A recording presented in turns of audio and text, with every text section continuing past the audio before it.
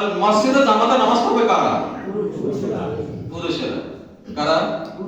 হ্যাঁ, নারীরা যদিও আসতে চায় তাদের জন্য আলাদা ব্যবস্থা করতে হবে। ওই রাসূলের জামানায় যে শর্ত ছিল সেই শর্ত মেনে নারীরা আসলে তাদের জন্য আসার সুযোগ আছে। পুরো পর্দার সাথে আসতে হবে, চেহারা দেখাতে আসতে পারবে না, হাই ফাই এমব্রয়ডারি বোরকা চাপা বোরকা উপরে আসতে পারবে না, আপাত মস্তক ঢেকে মসজিদে আসবে, এক মাসে নামাজ পড়ে চলে যাবে, পুরুষ জামাত শেষে বসে থাকবে, নারীরা চলে যাবে, তারপর পুরুষ বের হবে। পারবে ব্যাখ্যা করতে? পারবে? পারবেন না, অতএব দরকার নেই।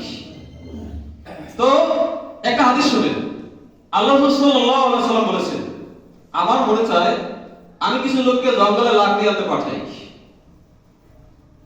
কাউকে আযান দিতে বলি, কাউকে ইমামতের দায়িত্ব দিয়ে দিই, সে নামাজ পড়াবে, আর আমি স্বয়ং রাসূল ওই ঘরগুলোতে যাব যেই ঘরগুলোর লোকেরা আযান শোনার পরও মসজিদে নামাজের জন্য আসে নাই। যে আমি কি করব? ওই শুকনো লাকড়ি দিয়ে আগুন ধরিয়ে পুরো ঘরকে ছাই করে দেব, জ্বালিয়ে দেব। তবে কেন আমি দিব না? এই জন্য যে ওখানে নারীরা আছে, অসহায় বৃদ্ধ লোক আছে, শিশুরা আছে, এই জন্য আমি ঘরকে জ্বালিয়ে দেব না। কিন্তু কথাটা কত কত বড় গুরুত্বপূর্ণ, কত বড় ধমকি। আযান হয়েছে, এলাকায় আছে, দিব্যি সুস্থ, দোকানদারি চলছে, কাস্টমার বেশি, একটু পরে যায়, সমস্যা কি? বা আমার জমিতে কাজ আছে, একটু পরে গেলে এটা কি করে নিব, অসুবিধা কি? কোনো সুযোগ নেই। আযান হয়েছে, আপনার কাজ বন্ধ। আপনি আগে আপনার ডিউটি, আল্লাহ পাকের আদেশ, আল্লাহকে সিজদা দিয়ে আপনি তাকে সন্তুষ্ট করে দেন, আবার আপনি জমিতে ছড়ায় পড়েন, সুযোগ নেই। তো প্রশ্ন হতে পারে, তাহলে কি ওষুধ থাকলেও কি আমার আসতে হবে? এখানে কয়েকটা কারণ বলা আছে, ব্যতিক্রম, এক্সেপশনাল। সেটা হলো এই যে যদি আপনার এমন রোগ হয় যে আসতে পারছেনই না, আপনার ঘরে একাকী নামাজ পড়ার সুযোগ আছে, কিংবা আপনি সুস্থ, আপনি এমন শত্রু কর্তৃক আক্রান্ত, রাস্তায় নামলেই শত্রু আপনাকে আক্রমণ করবে, তাহলে আপনি ঘরে নামাজ পড়বেন। তো ঘরে নামাজ পড়লে একা না পড়ে, নারীরা আছে, শিশুরা আছে, জামাতে নিয়ে পড়বে। 3, অনেক ঝড় শুরু হয়েছে, আবহাওয়া এতটাই খারাপ যে পরিস্থিতি, ঘর থেকে বের হওয়া সম্ভব না। তার মসজিদে আযান হতো, ঘোষণা করে দেয় তোমরা সবাই ঘরে নামাজ পড়ে নাও। আল্লাহ রাসূলের জামানায়, সাহাবীদের জামানায় এই নিয়ম ছিল, মসজিদে আসা সম্ভব না, ঝড় চলছে, সবাই ঘরে নামাজ পড়ে নাও। 3 পেয়েছেন?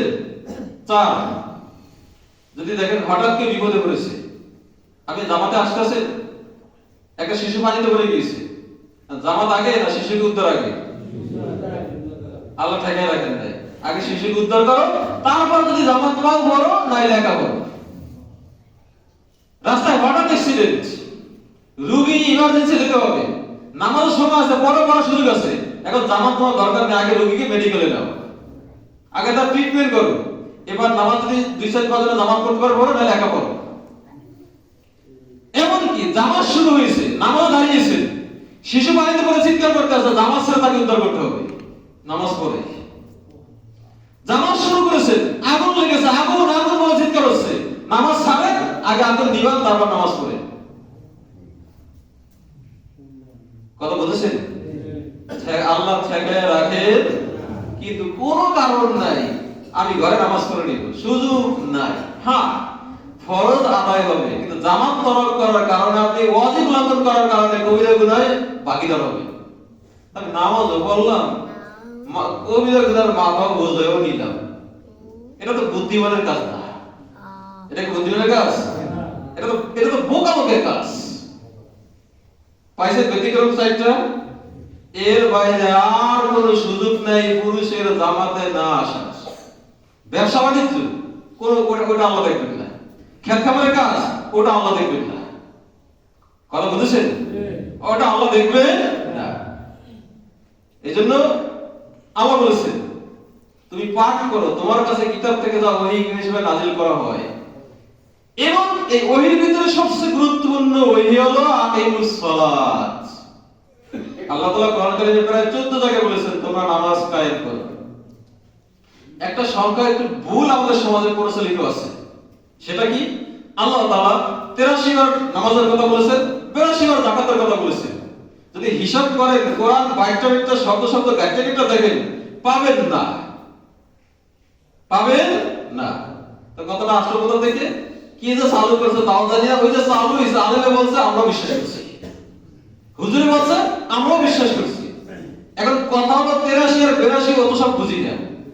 আল্লাহ যদি একবারও বলতেন ইমানদাররা আকিমুস সালাত, নামাজ কায়েম করো, ইমানদারকে নামাজ না পড়ে পারতো? আল্লাহ তাআলা প্রায় 14 আয়াতে কেন বলছেন? গুরুত্বের জন্য। কিসের জন্য? গুরুত্বের জন্য। আপনারা নিশ্চয়ই জানেন আল্লাহ নবী সাল্লাল্লাহু আলাইহি সাল্লাম মিরাজে গিয়েছিলেন, সেখান থেকে সর্বশ্রেষ্ঠ হাদিয়া নিয়ে এসেছিলেন কি?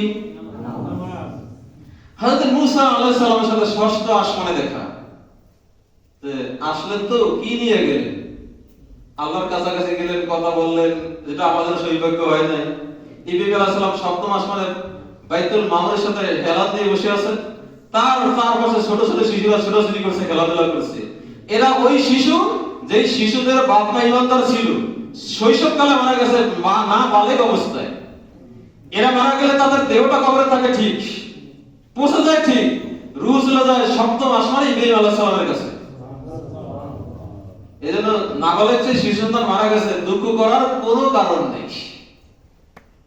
আল্লাহ বলছেন ফেরেশতাদেরকে, আমার বান্দার কলিজার টুকরা নিয়ে এসেছো, বান্দা কি করেছে? ধৈর্য ধারণ করেছে, শুকরিয়া আদায় করেছে, হ্যাঁ করেছে, এজন্য তার জন্য সওয়াব লিখে দাও। হাদিসে আছে শিশু সন্তান মারা গেছে, ধৈর্য ধারণ করেছে, এই ধৈর্য ধারণ করার কারণে পিতামাতার জন্য জান্নাত। সুবহানাল্লাহ। কি রে ভাই, মুসলমানের সব জায়গায় তো সওয়াব, এমনকি পায়খানা প্রস্রাব করে যাবেন সেটাও সওয়াব। এটা কেমনে?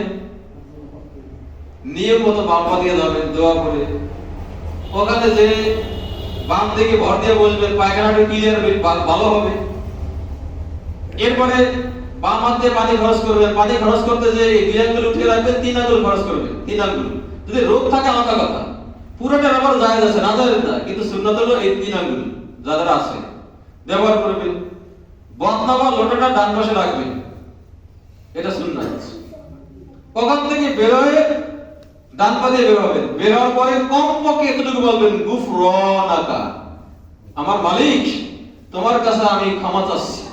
প্রশ্ন হতে পারে পায়খানায় গেলাম, ওখান থেকে বের হলাম, এখানে আবার গুনাহ করলাম নাকি আল্লাহর কাছে ক্ষমা চাইব?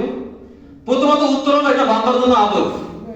বান্দা এতটুকু স্বীকার করবে, আল্লাহ এখানে আসলাম তো তোমার ইবাদত তো করতে পারলাম না, জিকির মুখ দিয়ে করতে পারলাম না, অন্য ইবাদত করতে পারলাম না, একটা সময় ব্যয় হয়ে গিয়েছে, আমাকে ক্ষমা করে দাও। আদব শিখাচ্ছে। যদি বড় দোয়া করেন আলহামদুলিল্লাহিল্লাযী আযহাবা আনিল আযা ওয়া আফানি, প্রশংসা সেই সত্তা, সেই মালিকের জন্য যিনি আমার থেকে কষ্টদায়ক বস্তু বের করে দিয়েছেন, আমাকে শান্তি দিয়েছেন, আসান দিয়েছেন। পায়খানা প্রস্রাব যার হয় না তার কাছ থেকে জিজ্ঞাসা করবেন, ভাই তোমার কি অবস্থা, আমাকে একটু বলে বলো। কঠিন অবস্থা না? কঠিন অবস্থা। একবার এক সম্ভবত কোন আলিয়াদের সাথে সাক্ষাৎ হলো, একটা লোক হাতও নাই পাও নাই। জিজ্ঞাসা করা হচ্ছে এই লোকটা কি কোনো নিয়ামতে আছে?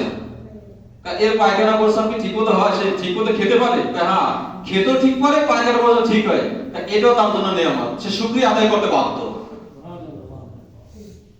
কথা বুঝেছেন? তাহলে ভাই মুসলমানের সবকিছু ইবাদত, যদি সেটা হয় আপনার আমার প্রেরণা নবী মুহাম্মদুর রাসূলুল্লাহ সাল্লাল্লাহু আলাইহি ওয়াসাল্লামের নির্দেশ তরিকা মতো, সুন্নাত মতো। এর বিপরীত হলেই সেটা হয়ে যাবে বিদআত। সুন্নাতের বিপরীত কি? বিদআত। বিদআত মানে নতুন আবিষ্কার। দ্বীনের মধ্যে, ধর্মের ভিতরে, মাসালের ভিতরে কোন প্রকার যোগ করা যাবে না, বিয়োগ করা যাবে না, যা আছে হুকুম তেমনি আমল করতে হবে। যদি বাড়ান তাহলে বিদআত, যদি কমান তাহলে সেটাও বিদআত। বুঝলেন? নতুন নতুন আমল করবেন, দেখতে অনেক সুন্দর, কিন্তু সওয়াব হবে না, হবে গুনাহ। উদাহরণ দেই, নামাজ 5 ওয়াক্ত ফরজ। কয়টা ফরজ? না 6 ওয়াক্ত ফরজ। নামাজ আমরা সূরা পড়ি, দোয়া পড়ি, আত্মীয়তা পড়ি, দোয়া মাসুরা পড়ি, পুরো নামাজটাই সালাত। সালাত মানে দোয়া। এই সালাতের 4টা অর্থ আছে, এর একটা হলো দোয়া, প্রার্থনা। পুরো সালাত তথা নামাজটাই দোয়া। কথা বুঝেছেন? পুরো নামাজটাই কি? পুরো নামাজটাই দোয়া। এখন নামাজ যদি নামাজের মতো হতো তাহলে বুঝতাম যে আসলে নামাজ আমার দোয়া। কথা বুঝেছেন? এখন কি যেন বলতেছিলাম বিষয়টা? চারটে অর্থ সেটা যে মূল শুরু শেষে ছিল কি? হ্যাঁ, সবকিছুতে কি সব বেদাত সুন্নাত আর বেদাত, এটা মনে রাখতে হবে ভাই। শিক্ষক মাঝে ভুল করতে পারে, ছাত্র যদি ভালো হয় সরল করে দেয়, এইটাই দরকার। তো সুন্নাত আর বেদাত, নামাজ 5 ওয়াক্ত ফরজ। এখন আমি ধরেন আপনাদের মসজিদের ইমাম, আমি 6 ওয়াক্ত ফরজ পড়াবো, ঘোষণা দেব কালকে থেকে 6 ওয়াক্ত আরামদা ফজর আর জোহরের মাঝখানে সময় অনেক বড়, তা 10টার থেকে একটা নামাজ বানাইব, সালাতুন নাফিলা, মানে অতিরিক্ত নামাজ, এটা ফরজ। আচ্ছা, কেউ নামাজ পড়তে আসবে? যদি একদল আসে হুজুরের প্রতি ভক্তি দেখে, হুজুরে কইছে হইলো হইতে পারে, হুজুরে যখন কইছে তা যাই, আর হুজুরও নামাজ পড়াইছে আমাদের সাথে, পাবলিকও কিছু করছে, সব অনেক হবে। কেন হবে না? হুজুরের দ্বারা কি মারামারি করছে, গালিগালাজ করছে? এটা নামাজই করছে, আল্লাহকে সেজদাই দিছে, কোরআন তালাওয়াত করছে, সব কিছু ঠিকই করছে, সব হলো না কেন? আল্লাহর হুকুম নাই, নবীর তরিকাও নেই। তরিকাও কি? অতএব এখান থেকে বুঝে নেন, আমল যত সুন্দর হোক, যদি সেটার অনুমতি আল্লাহ আল্লাহ রাসূলের পক্ষ থেকে না থাকে, তাহলে ওটাই বিদআত, ওটা করলে কোনো সওয়াব নেই। মাস্টার বুঝছেন? বুঝেছেন কথা? যদি বুঝে থাকেন তাহলে আমরা সালাতে ফিরে আসি। আমরা মুসা আলাইহিস সালাম ষষ্ঠ আসমানে রুহানি ভাবে আছেন, জিজ্ঞাসা করা হচ্ছে, রাসূল আসলেন তো, কি নিয়ে যাচ্ছেন? 50 ওয়াক্ত সালাত। মুসা আলাইহিস সালাম পরামর্শ দিলেন, হবে না, এত ওয়াক্ত আমি আমার উম্মতকে অনেক কষ্ট করছি, নামাজ ছিল একেবারেই কম, কিন্তু আমার উম্মত সেই কম নামাজও পড়ে নাই, 5ও ছিল না, কম ছিল, পড়ে নাই। আপনার উম্মত হবে দুর্বল, আল্লাহর কাছে আবার আবেদন করেন, যান। নবীজি গেলেন, আবেদন করলেন, এক হাদিসে আছে 5 করে কমালেন, আর এক হাদিসে 10 করে কমালেন। একবার গেছেন, প্রথম আবেদন করেছেন 5 কমাইছেন, আল্লাহ বলছেন আর একটু কমান, আল্লাহ 5 কমায় 10 করছেন, আর 10 নিয়ে বেরিয়ে আসছেন। আসার পথে ওই মুসা আলাইহিস সালাম আবার দেখা, এটা দাঁড়ান, কত নিয়ে গেলেন? 40, হবে না, আবার যান।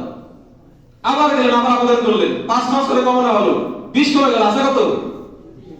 মুসা আলাইহিস সালামের সাথে আবার দেখা, সহিহ হাদিসের কথা, কত আছে? 30, হবে না, আবার যান।